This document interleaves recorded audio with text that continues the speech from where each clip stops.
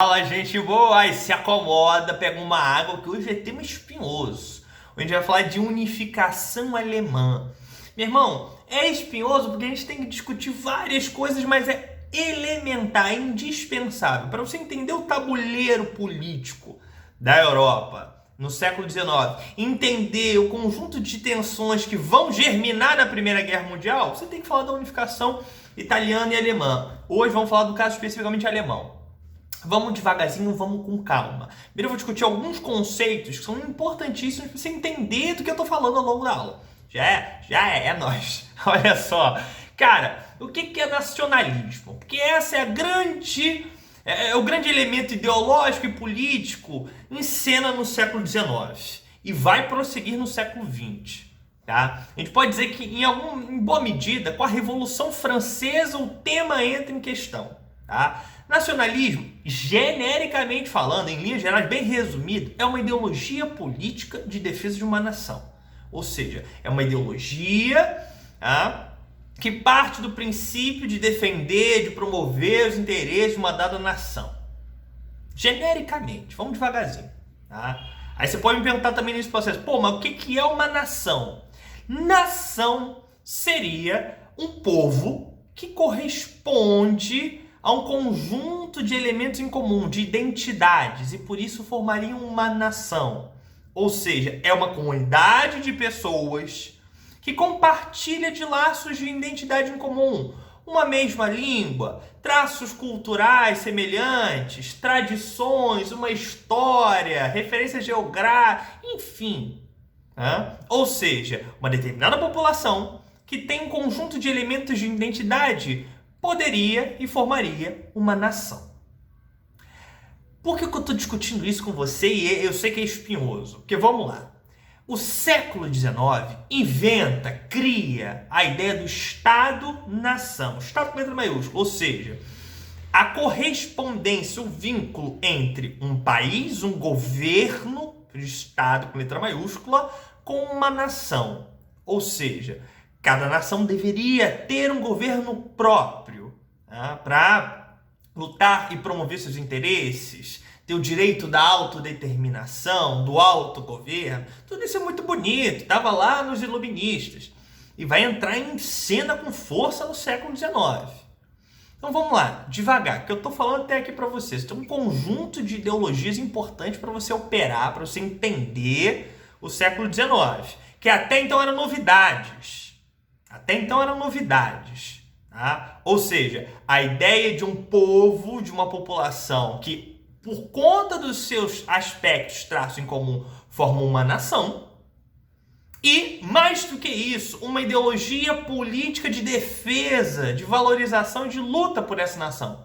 O nacionalismo. Por que isso tudo ficou tão importante no século XIX? A Revolução Francesa, que vai ser o primeiro movimento de derrubada do antigo regime, vai precisar substituir o vínculo de identidade que antes era fornecido pelo antigo regime, pelo absolutismo, pelo rei.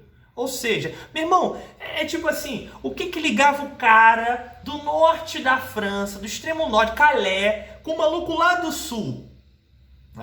Marselha, por exemplo. Até então, no antigo regime e um pouco antes, a vinculação como súdito de um mesmo rei. Era isso que eles tinham em comum. Tem traços semelhantes, sim, uma certa língua francesa, ainda com suas diferenças regionais, seus sotaques.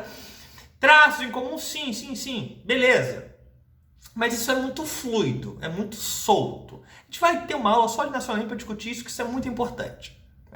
Mas o que vinculava todo mundo somos súditos de um mesmo rei. Estamos submetidos a uma mesma autoridade. Esse é o pulo do gato. Agora, quando você tem o movimento da burguesia, o movimento liberal, de luta e derrubada do antigo regime, com a Revolução Francesa é um grande marco, você precisa criar um novo vínculo entre as pessoas.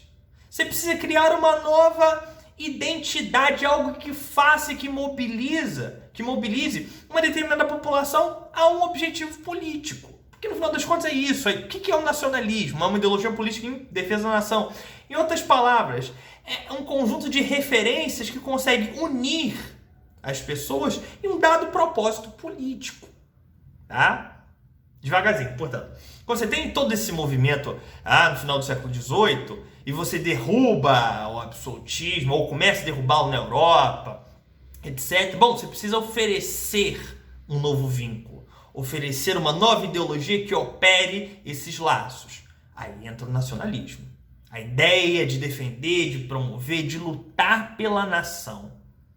E aí o que ligaria o cara lá do extremo norte da França com o maluco lá do extremo sul? Estão todos submetidos a uma mesma nação, tem uma identidade em comum, tem um país. E mais do que isso, aí vem a chave, tem um Estado-nação.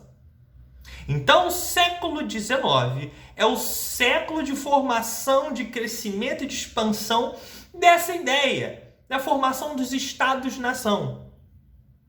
Ou seja, a associação entre um governo e um povo, uma nação. Essas coisas deveriam corresponder. Essa é a grande jogada aqui pra gente. Eu sei que até aqui você fala, meu irmão, é complexo porque é espinhoso. E mais do que isso, é um processo histórico. O que eu quero dizer com isso? Meu filho, não choveu Alemanha do céu, não choveu França. Não foi Deus, Alá, ou sabe-se lá que outro santo, divindade que criou essas nações. O que eu quero dizer com isso? Toda nação é construída historicamente. E o nacionalismo é uma das armas fundamentais para construir essas nações. Inculcar nas pessoas essa ideia desse vínculo e justificar a partir disso um monte de coisa. Então eu estou gastando aqui um tempo só para te explicar como isso é importante e como isso está sendo fomentado na Europa a pampa no século XIX. E a unificação alemã e italiana, a gente falou hoje da alemã, entram nessa vertente, entram nesse bojo. Ou seja, a ideia de que esses países estão sendo criados como Estado-nação, o vínculo entre o governo e um povo. Show? Ou seja, não mais o laço de identidade pelo rei ou pelo antigo regime, mas agora se substitui pela nação. Isso tem toda a importância. Mas agora vamos um pouco mais para o nosso tema em específico. Essa coisa do nacionalismo cabe uma outra aula. Meu irmão, olha só.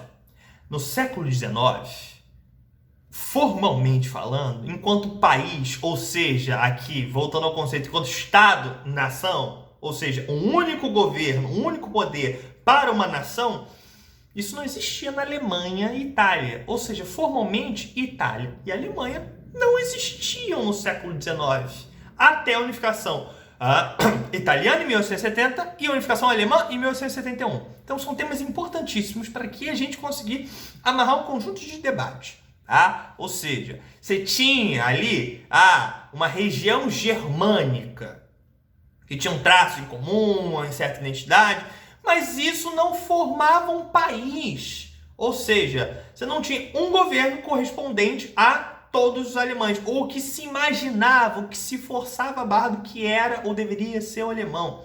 De novo, toda nação é inventada, ela é criada, ela não é um dado da natureza. E às vezes você tem que, na formação desses processos, isso é espinhoso pra caramba, isso gera tensão, conflito pra tudo quanto é lado. Beleza? Então você tinha várias regiões que a gente pode resumir de uma região germânica, porque tinha um traço cultural, pelo menos, um pouco mais amarrado. Ou seja, a língua germânica, que vai ser o alemão, e algumas tradições históricas, mas que não formavam uma unidade política, não formavam um Estado-nação. Essas coisas vão ser criadas no século XIX, tanto para a Alemanha quanto para a Itália. Então, esse é o ponto aqui mais inicial possível. Bom, dito isso, você pode perguntar, aí agora a gente entra mais nos antecedentes, meu irmão. O que era então esse negócio? O que era essa Alemanha antes da Alemanha? Eu posso dizer que desde a Alta Idade Média, esse território, ou parte dele, que vai se tornar a Alemanha, que a gente vai conhecer, era o território que a gente chamava do Sacro Império Romano Germânico, que sempre foi um mosaico, uma colcha de retalhos. Sabe o que é uma colcha de retalho? É uma colcha de uma coberta com vários, ela é feita de vários retalhinhos. Era isso que era o Sacro Império Romano Germânico. Ou seja, um conjunto de vários principados, vários pequenos reinozinhos que se juntou numa confederação. Eram várias coisinhas diferentes, politicamente diferentes, que estavam dentro de uma confederação, que eles chamavam de um império, o Sacro Império Romano Germânico. Esse negócio sempre foi problemático desde a Alta Idade Média. Eles brigavam pra caramba entre eles, era uma confusão danada, e tinham que eleger o imperador, e um não gostava, e porrada pra lá, e treta pra cá. E vai seguir ao longo da história, ao longo dos séculos, com muitos problemas. Nunca conseguiu formar, portanto, uma unidade política forte. Né? Tá todo mundo tecnicamente dentro do mesmo império, mas cada um levando a sua própria vida. Né? É como uma caneca, só que toda quebrada. Aí você cola ela, então ela forma uma caneca assim, na aparência, mas ela tá toda coladinha, com vários pedacinhos diferentes. É um pouco que era esse Sacro Império Romano Germânico, que vai acabar formalmente só no século XIX. E por causa de quem? Aí a gente começa a entrar mais fundo no negócio. O sujeito do século XIX, no início do século XIX, um francês baixinho, marrento, treteiro, Napoleão Bonaparte. O expansionismo de Napoleão Bonaparte da Europa e as suas conquistas territoriais, ele vai fazer um salseiro em tudo quanto é lugar, também vai atingir o Sacro Império Romano Germânico, que vai ser solapado, meu irmão. Napoleão vai conquistar aquilo com uma facilidade inicial absurda. E vai, veja bem, isso é mais ou menos aí 1804, o Sacro Império Romano Germânico, né, desmorona formalmente mesmo em 1806. Então, de 1804, 1806 até a derrota de Napoleão lá para 1814, 15, era um território basicamente controlado pelos franceses. E porque, como eram várias coisas pequenininhas dentro de uma confederação, eles meio que lutavam isolados, não formavam uma unidade, não era uma parada amarrada. Né? Era um império que tinha muito ativismo. Então, vem Napoleão e o império já vinha capengando aqui e acolá, Napoleão deu um tiro final. Enquanto, nesses anos, Napoleão e os franceses dominaram o que a gente vai chamar de Alemanha, essa região germânica, porque ele acabou com o Sacro Império, os alemães ali, entre aspas, ficaram muito bolados. Então começou a se criar um sentimento, pô, a gente precisa se livrar dos franceses, a gente precisa se livrar de Napoleão. E eles começam a olhar ao lado e dizer, pô, a gente tem aqui uma semelhança. A gente fala um alemão aí meio estranho, todo mundo falante de alemão, tem as tradições germânicas em comum, a gente tem todo um traço de identidade. Acho que a gente é meio uma parada só.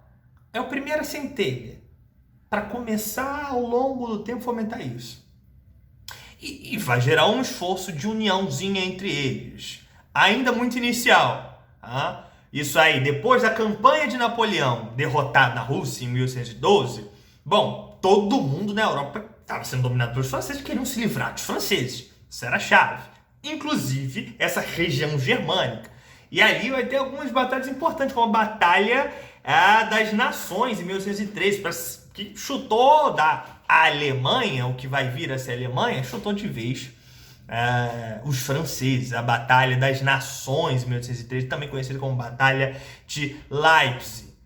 Aí, né, nessa aula, parceirinho, veja bem, eu vou sofrer um pouco com o alemão, hein, com a pronúncia. Vou tentar pronunciar da melhor maneira possível. Leipzig. Mas avançando. Bom, legal, chutamos os franceses. Só que, o que você tem ali de novo nessa região? É um país? É uma unidade, né, que governa todos os alemães? Não, é uma colcha de retalhos. Várias paradas pequenininhas que tem alguns traços culturais em comum, mas não formavam unidade política.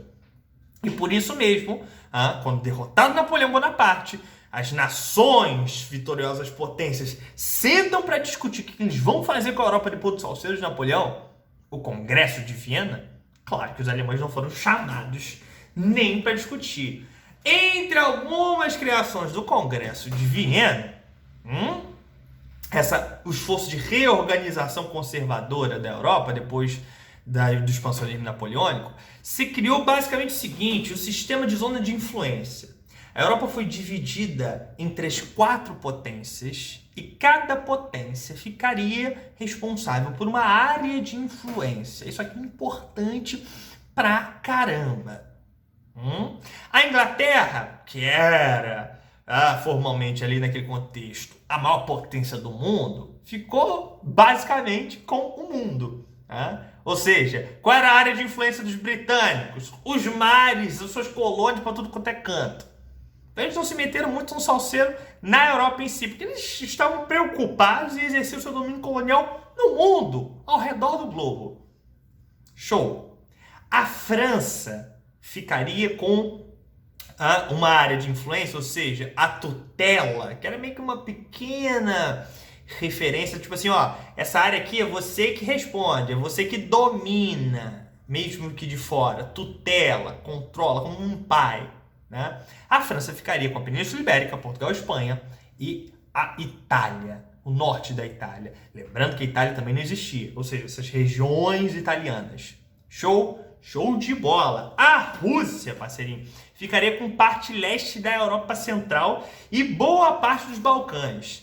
Meu irmão, tudo isso aqui já é sementinha do que vai estourar na Primeira Guerra. Tudo isso aqui. Né? Mas isso aí fica para lá da Primeira Guerra. Ótimo. Falta, portanto, dividindo Grã-Bretanha, Rússia, França com a última potência, que a gente pouco lembra, né? Porque hoje já não está mais tão no vocabulário político em termos de importância.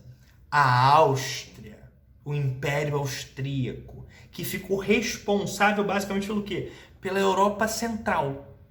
E nessa Europa Central se incluiu o quê? As áreas do velho Império, do velho Sacro Império Romano Germânico, o que vai vir ser a Alemanha, ficava sob a tutela da Áustria. Um dos obstáculos centrais era a disputa do que a gente vai chamar do dualismo alemão. O que era o dualismo alemão? Era basicamente a oposição de Prússia, que era o reino mais rico e poderoso no que vai vir a ser a Alemanha, e a Áustria. Eles estão tretando. Depois do Congresso de Viena, essa grande região vai ser formada como a Confederação Germânica. O que era esse negócio, a Confederação Germânica? Era a união desses vários estadozinhos, principados, ducadozinhos alemães em uma coisa só. Mas essa confederação, segundo o Congresso de Viena, seria liderada pela Áustria, né? Pela dinastia imperial dos Habsburgo. Aí era o chave, ou seja, vai ser a confederação, mas quem vai mandar ali mesmo, na real, é a Áustria. E o que era o dualismo alemão? Áustria e Prússia brigando para ver quem ia dominar a Alemanha. No que vai ser a Alemanha, quem ia dominar essa região germânica. E essa é a chave da questão, meu velho. Isso aqui vai dar problema e treta pra tudo. É tipo assim, 2 valentões disputando pra ver quem vai controlar a turma de pequenininho, tá ligado? É isso, a coisa meio sessão da tarde. Aonde a coisa começa a apontar realmente para se encaminhar, para a unificação alemã ocorrer de fato.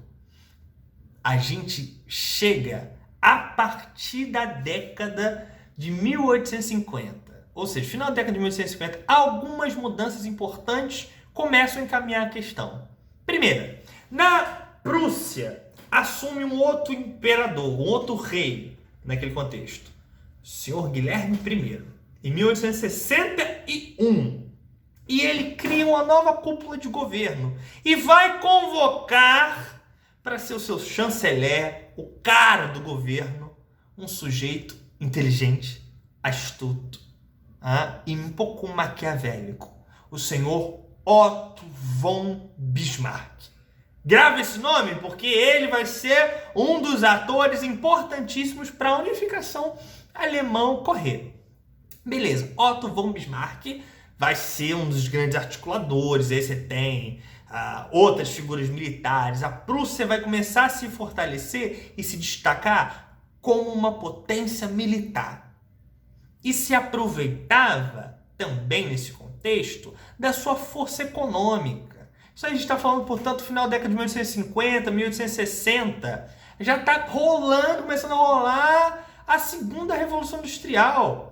E essa região é rica em aço, em ferro, e os caras estão bombando e metendo bolinha de trem para tudo quanto é canto. E vão usar isso também pro lado militar. Beleza, até aqui tudo bem. Qual era o grande sacado de Bismarck? Bismarck era um sujeito e a sua prática política vai criar um conceito que a gente chama de Realpolitik. Ou seja, o pragmatismo político. O que é isso? É uma ideia que Bismarck executava muito bem, que era o seguinte: a política tem que estar um pouco distante das questões morais e ideológicas. Ela tem que ser pragmática, ela tem que ser oportuna. O Bismarck, a gente pode fazer muitas associações dele com o Maquiavel. Era um sujeito pragmático, portanto. Fazer o que tem que fazer de acordo com as condições possíveis. Então, o que ele era na prática, irmão? Ele era Eu ia falar um enxadrista. Ele era um enxadrista. Ele era um gênio político. Qual o objetivo pragmático do Bismarck e dos prussianos nesse contexto? Unificar os reinos germânicos, formar a Alemanha sobre a ordem e o domínio da Prússia. Então, para isso, ele precisava se livrar da Áustria e achar um jeito de juntar todos aqueles reinozinhos germânicos do lado dele, para formar a Alemanha. E aí a gente começa a entrar num contexto mais específico da unificação. O que vai formalmente levar à unificação alemã? Três grandes fatores. Isso aqui é importantíssimo de você reter. O primeiro deles, a Segunda Guerra. E aí o alemão, né? Ai, meu Deus, olha o nome difícil que eu estou botando na tela. Schleswig. Esse nome horroroso fazia referência a um ducado que hoje seria Dinamarca. Que quis fazer a independência da Confederação Germânica e os austríacos e prussianos foram lá meter a porrada nos caras. Vai ser o primeiro avanço. Por quê? Qual era a grande questão? A Alemanha não era uma concha de retalhos, como você já viu, em vários pequenos pedacinhos? Sim. Só que qual era a jogada? Esses pequenos pedacinhos não poderiam resistir ao domínio estrangeiro. Um pequeno ducadinho, um pequeno principadozinho não poderia resistir à França, não poderia resistir aos ingleses. É tipo assim, juntos somos fortes, separados somos fracos. Só que a questão é, quem poderia juntar todo mundo? Um dos principais fatores é o mais forte e que poderia oferecer proteção aos outros. Aqui a gente tem, nessa batalha, austríacos e prussianos disputando essa questão. Quem tinha força militar, competência para demonstrar para os outros estados alemães que poderia ser o líder e o protetor deles em relação aos países do exterior. Essa é a questão. E aí vem o segundo elemento. Lembra lá do dualismo alemão? Da treta entre prussianos e austríacos? O segundo grande fator é a Guerra Austro-Prussiana, em 1866. Ou seja, finalmente, Áustria e Prússia vão cair na porrada. Porque os prussianos querem governar essas regiões germânicas, precisam se livrar dos austríacos, e os austríacos, para manter o seu domínio nessa região, precisam baixar a bolinha dos prussianos. A Prússia se aproveitou do seguinte: a Itália estava lutando para se formar, para ser unificada. E para a Itália se unificar, ela também estava arrumando treta com a Áustria. Eu estou botando nesse todo mapa para você ver que é uma questão muito cartográfica mesmo. E aí, qual era a jogada? Meu irmão, vamos unir o útil ao agradável. Eu, aqui, nessas regiões italianas, estou lutando para formar a Itália. Estou contra a Áustria. Você, Prússia, aí no norte, para formar a Alemanha, também está contra a Áustria. Vamos se juntar e botar para sapecar com os caras. E foi isso que aconteceu. A Guerra Austro-Prussiana foi um conjunto de batalhas vencidas pela Prússia, porque a Áustria se viu forçada a lutar no norte, a separar seu exército, para lutar no norte contra os prussianos e lutar no sul contra os italianos. Deu Prússia, a vitória da Prússia na Guerra Austro-Prussiana. E aí, finalmente, o que os prussianos conseguiram fazer em 1866? Chutar os austríacos da Confederação Germânica. Olha só, finalmente conseguiram se livrar daquele império que oferecia a impossibilidade ali deles unificarem a Alemanha em torno de si. De novo, é o mais forte querendo, botar os mais fracos debaixo do braço, no seu controle. E esse foi o dualismo alemão até essa guerra em 1866. Áustria e Prússia, cada um tentando fazer isso. Quem botava os alemães debaixo do braço? Vai dar Prússia. Eles vão se livrar, chutar os austríacos. Qual o último passo? Portanto, o terceiro último passo para a unificação alemã. A Guerra Franco-Prussiana. Aqui essa é chave, é um antecedente importante da Primeira Guerra, etc. Foi uma guerra entre a Prússia e a França. A França não estava gostando, Napoleão III, Napoleão III, não é o Napoleão Bonaparte, não. Não estava gostando nada desse domínio, desse avanço que estavam exercendo, por exemplo, ali os prussianos. Teve até uma treta que vagou o trono espanhol, não tinha herdeiro para o trono, e o trono começou a ser oferecido para várias dinastias, dentre elas a dinastia real da Prússia, os Hohenzollern. Ou seja, a França pensou assim: meu irmão, não estou gostando, vou ficar com prussiano de um lado, prussiano de outro. Tinha lá uma rivalidade, tinha uma treta. Lembra que o nacionalismo também não é essa coisa eu e eles? Então o eu e eles está sempre em disputa se formando nessas rivalidades. Ótimo! Napoleão III, nada satisfeito com o avanço que os prussianos estavam tendo, até porque são vizinhos. Os franceses também queriam ter um império um pouco maior, dominar essas áreas. Para dominar essas áreas precisa se livrar de quem oferece concorrência. Quem estava oferecendo perigo? Os prussianos. Só que os franceses não conseguiram aliados para entrar nessa guerra. Vão entrar nessa guerra literalmente sozinhos. E aí tá a grande questão, meu camaradinha. Vão dar com os burros na água. Os prussianos eram mais eficientes militarmente, tinham mais estrutura econômica para isso e mais avanços militares, técnicos e militares. Então foi uma guerra super rápida. Os franceses foram humilhados, os franceses foram massacrados. Foram tão massacrados que os prussianos chegaram em Paris. E vão capturar, antes de Paris, em Sedan, vão capturar o próprio imperador Napoleão III. Ele vai ser preso como prisioneiro de guerra, para ter dimensão como o negócio estava sincero, ele está grande. Os inimigos de Napoleão aproveitam essa grande fraqueza, essa desgraceira, essa desordem que estava a França, e vão derrubar o império e vão proclamar a república. Seria o início da terceira república na França.